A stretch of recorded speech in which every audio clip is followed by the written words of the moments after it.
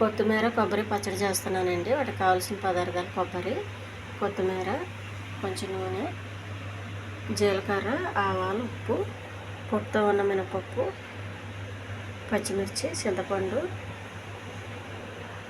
పచ్చెనగపప్పు. కొద్దిగా నూనె వేసుకుని తాలింపు రెడీ చేసుకోవాలండి. పొట్టుతో ఉన్న మినపప్పు,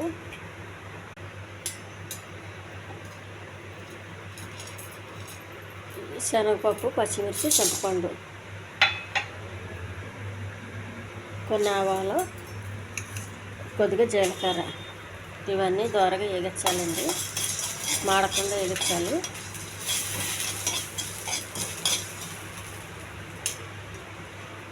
ఒక ప్లేట్లో తీసుకుని చల్లారనివ్వాలండి. ఇవన్నీ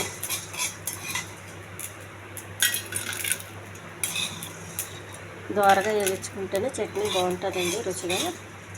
మరి మాడనివ్వకూడదు. పెట్టుకున్న కొత్తిమీర అండి,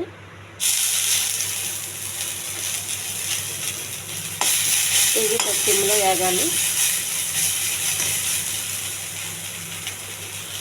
ఒక ప్లేట్లో తీసి చల్లార్చాలండి.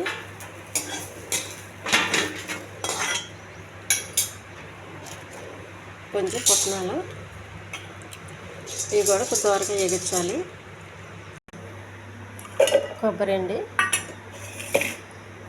కొద్దిగా చేసి పెట్టుకున్న తాలింపు,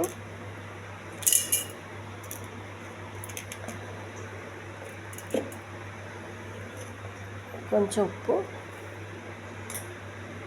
చల్లారిన కొత్తిమీర, వేగిన పుట్నాలండి. చాలా హెల్దీ చట్నీ అండి. అసలు నేను నూనె వేయలేదు ఇందులో. నూనె వేయలేదని మిమ్మల్ని బోరు కొట్టిస్తున్నానేమో, కానీ హెల్త్కి అయితే చాలా మంచిదండి. మీ హెల్త్ కోసం, మా హెల్త్ కోసం చెప్తున్నాను. నూనె ఎక్కువ వేసుకోకూడదని. కొద్దిగా వాటర్ అండి, కొంచెం మొక్కగా వేసుకోవాలి, మరి మెత్తగా కాకుండా. మెత్తగా వేసుకునే వాళ్ళు మెత్తగా వేసుకోవచ్చు. చట్నీ రెడీ అండి. ఒక గిన్నెలో తీసుకుని తాలింపు వేసుకోవాలండి చట్నీకి. చాలా హెల్దీ చట్నీ ఇది. ఈ ఛానల్ నచ్చితే సబ్స్క్రైబ్ చేయండి, షేర్ చేయండి, లైక్ చేయండి, కామెంట్ చేయండి. పొంగల్కి చాలా బాగుంటుందండి. చపాతీకి, ఇడ్లీకి, పూరీకి మనం ఇంట్లో ఏ టిఫిన్ చేసుకున్న సెట్ అవుతుందండి.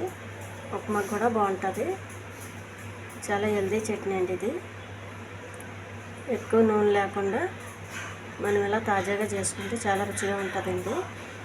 నేనైతే చట్నీలు కానీ కూరలు కానీ నూనె ఎక్కువ వేయనండి.